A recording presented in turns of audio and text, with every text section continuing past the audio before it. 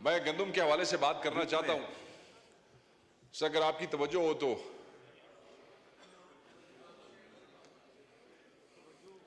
तुहाडे हाल वेख के तो गल कोई नहीं करनी, तो वेख के करनी। सर जी जी तवज्जो से। Thank you very much sir. मेरे ख्याल में जब से हलफ हुआ है आज मैं पहली दफ़ा आपने मौका दिया, आपकी बड़ी मेहरबानी। और इस इशू पे जो मेरे मुल्क के किसानों के दिल के करीब है, और आज हमारा पंजाब का किसान, सिंध का किसान बड़ी मुश्किल में है, बड़ी अजियत में है, बड़ा परेशान है। और सबसे बड़ा जुल्म यह है कि उसकी इस परेशानी, उसकी इस अजियतनाक जिंदगी और उसके इस लम्हे के जिम्मेदार वो लोग हैं जो अपने आप को अवाम के लीडर कहते हैं। उनके फैसलों की वजह से आज किसान इस अजियत का शिकार है। उनकी नालायकी की वजह से आज किसान इस अजियत का शिकार है।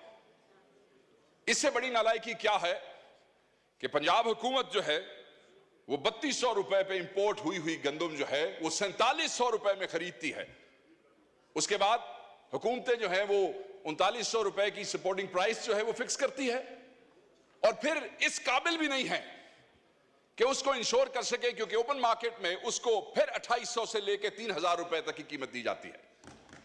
आप मुझे सिर्फ यह बताएं कि वो किसान जिसको पानी महंगा मिल रहा है क्योंकि उसके ट्यूबवेल के ऊपर जो बिजली का बिल है वो बढ़ता जा रहा है, बिजली का बिल बढ़ता जा रहा है, वो अफोर्ड नहीं कर सकता है, उसे बीज जो है वो उधार उठाना पड़ता है, उसके पास पैसे नहीं है, उसके पास डीएपी खरीदने के पैसे नहीं है, 14,500 से 15,000 रुपए तक वो भी ब्लैक में लेनी पड़ती है, उसके पास यूरिया के पैसे नहीं है, यूरिया भी 10,000 रुपए में मिल रहा है। बिजली महंगी, फ्यूल महंगा, यूरिया महंगा, डीएपी महंगा, और उसके बाद हम ये समझते हैं कि क्योंकि हम सपोर्टिंग प्राइस 3900 रुपए रख देंगे और किसान जो है वो खुशहाल हो जाएगा और पैसे कमाएगा। जो उसकी लागत है किसान की उस गंदम के ऊपर, वो उस लागत से भी 47% कम की आपने सपोर्टिंग प्राइस भी रखी है। आप ये देख लें यहां पे। और जो आगे तकसीम पंजाब के अंदर हो रही है वो एकड़ पे 6 बोरियां हैं और 6 एकड़ से ऊपर की इजाजत नहीं है। 36 बोरियां, यानी कि 6 एकड़ से आगे, 36 बोरियों से आगे हिसाब किताब नहीं है, और उसका भी कोई खाता कोई नहीं चल रहा है। मुझे तकलीफ इस बात की है कि इस ऐवान में बैठे हुए ज्यादातर लोग जिम्मेदार हैं, ज्यादातर लोग काश्तकार हैं, कोई छोटा है, कोई बड़ा जिम्मेदार है, और अगर खुद जिम्मेदार नहीं है तो जिम्मेदारों के वोटों से इलेक्ट होकर यहां पे आए बैठे हैं। मगर आपने जैसे कहा कि एक पार्टी की तरफ से आपने उनको जोश दिलाया कि भाई बोलो, तुसी भी बोलो, तुहाडा भी सूबा है, तुहाडी हुकूमत है, तुसा भी गल करो। आपको बताना पड़ा है, दिल नहीं करता है। ऑब्वियसली जब अवाम के और किसान की गर्दन के ऊपर छुरी फेरोगे तो कैसे डिफेंड करोगे अपनी हुकूमत को? जब किसान को हलाल करोगे तो किस मुंह से डिफेंड करोगे अपनी हुकूमत को? इसलिए तकलीफ होती है। और 70 लाख टन सेलेबल गंदम पड़ी है पंजाब में, अभी मियां साहब ने कंफर्म किया, और उसमें से कहते हैं कि पास्को और जो सूबाई हुकूमत है वो कहती है जी सिर्फ 20 लाख खरीदनी है। मैनू ये दसो सर, ते बाकी 50 लाख नूं अग ला छड़िए, बाकी 50 को क्या करे? आग लगा दें या चूहों को खिला दें या फिर वो फीड वालों को बेच दें। सुना है वो भी गंदम शंदम लेते हैं आगे मुर्गियों की दवाइयां बनाने के लिए, उनको बेच देते हैं। या फिर किसानों को कहते हैं कि तुसी अपने आप नूं अग ला लो, क्योंकि ये जो तुम्हारे अवामी नुमाइंदे हैं जिन्हें खो के हुकूमत ली है, खो के समझते हो ना, छीनी है हुकूमत, चोरी की है, ये तुम्हारा हक जो है उसका तहफ्फुज करने के लिए तैयार नहीं है। सो मैं ये समझता हूं कि वो सेक्टर जो फिस्कल ईयर में 2020 और 21 में पाकिस्तान की जीडीपी में जिसका 22.7% हिस्सा था, 2020-21 में जो पाकिस्तान की लेबर फोर्स का 37.8% था, आज उसकी जीडीपी में भी हिस्सा ज्यादा है, आज उसका लेबर फोर्स में भी हिस्सा ज्यादा है। और उसी सेक्टर को डिफेंड करने के लिए, एक्चुअली डिफेंड भी थोड़ा ज्यादा हो जाएगा, उसको जिंदा रखने के लिए, उनको जो है उनकी रूह उनके अंदर रखने के लिए हम जो है वो बेबस है। ऑब्वियसली हमारे भाई वहां से कोई जवाब भी देंगे, सरकारी जवाब आएगा, ऐसे हुआ वैसे हुआ, हमारे पे भी कोई गुलफशानी करेंगे, ठीक है, मगर इससे क्या किसान की जिंदगी जो है वो आसान हो जाएगी? नहीं, आसान नहीं होगी। फिर जुल्म आप देखें सर, भाई बम्पर क्रॉप है, ऑलरेडी आपके कॉफर्स जो है वो भरे पड़े हैं गंदम से, ठीक है जी, और आप इंपोर्ट कर रहे हैं। हम तो सिर्फ अपने भाइयों से ये पूछना चाहेंगे कि उस हकीम लुकमान का नाम बता दीजिए या उस आइंस्टाइन का नाम बता दीजिए जिसने कहा कि बम्पर क्रॉप भी पीजिए बट कोई अपना भी सोच लीजिए, कुछ मंगवा लें वहां से, और वो मंगवा लिया। मंगवाने के बाद वही मैंने बात की कि 3200 और फिर हुकूमत ने वही 3200, अब जब पता लगेगा ना 3200 पे इंपोर्ट किसने की है, ये भी एक नई कहानी होगी, क्योंकि उस 3200 वाले से फिर 4700 पे आपने खरीदी क्यों?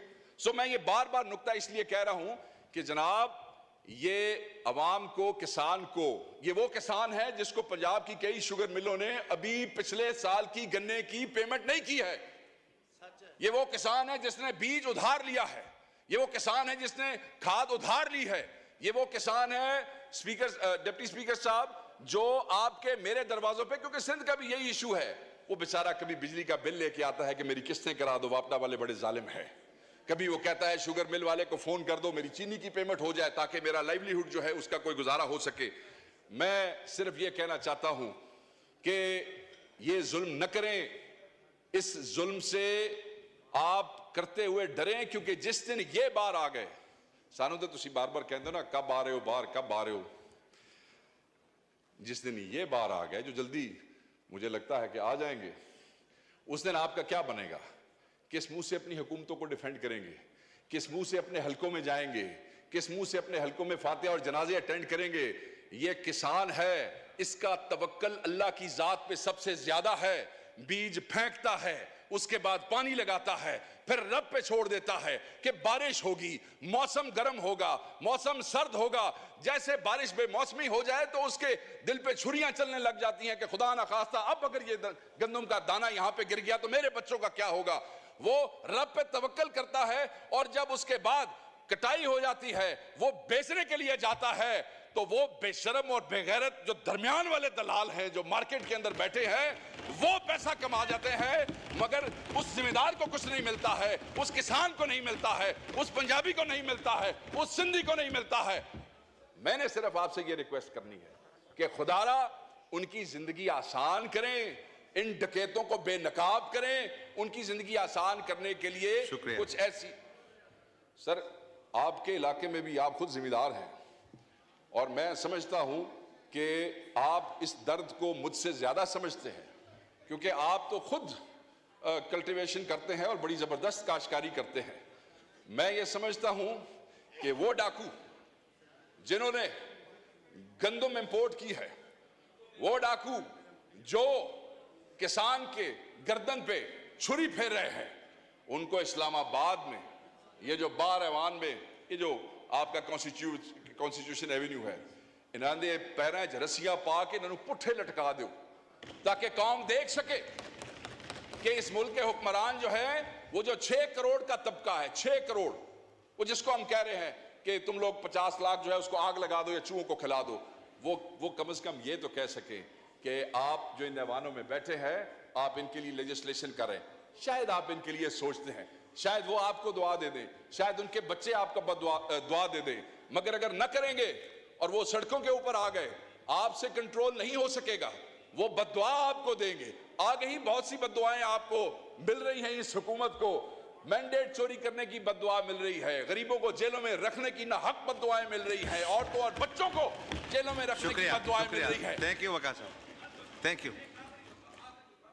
माइक खोले वकास साहब। बद्दुआ तो दे दी, मैं तो अगली बात कर रहा हूं। मैं तो सिर्फ ये कह रहा हूं कि सर उन गरीब किसानों का कुछ करे, उनके लिए कोई बेहतरी का मामला करे। वो चंद दिन वास्ते तुसी अपने डाके माके चोरियां बंद कर छो, ते कुछ उन्होंने वास्ते कर छो। बहुत मेहरबानी, थैंक यू।